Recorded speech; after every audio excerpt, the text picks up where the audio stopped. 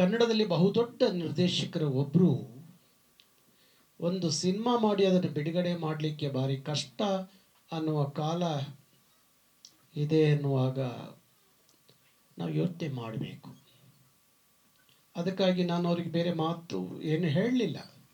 ನಿಮ್ಮ ಜೊತೆಯಲ್ಲಿ ನಾನಿದ್ದೀನಿ, ಕರವೇ ಕಾರ್ಯಕರ್ತರು ನಿಮ್ಮ ಜೊತೆಯಲ್ಲಿ ಇರ್ತಾರೆ, ನೀವು ಸಿನಿಮಾ ಬಿಡುಗಡೆ ಮಾಡಿ.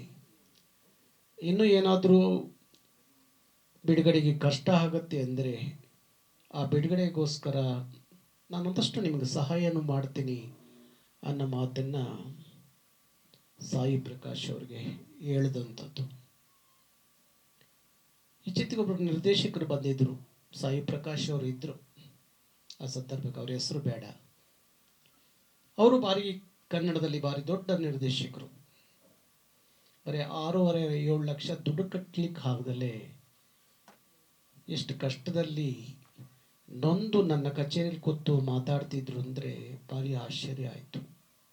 ಯಾವ ದಿಕ್ಕಿನಲ್ಲಿ ಕನ್ನಡ ಚಿತ್ರರಂಗ ಸಾಗ್ತಾ ಇದೆ ಅಂತ ಅನ್ನಿಸ್ತು. ಭಾರಿ ಒಳ್ಳೆ ಸಿನಿಮಾ ನೋಡ್ಬೇಕು, ನಮ್ಮ ಜನ ನೋಡ್ಬೇಕಷ್ಟೇ. ಇವತ್ತು ಇಂಥದ್ದೊಂದು ಸಂದೇಶ ಎಲ್ಲ ಕ್ಷೇತ್ರದಲ್ಲೂ ಬೇಕಾಗಿದೆ.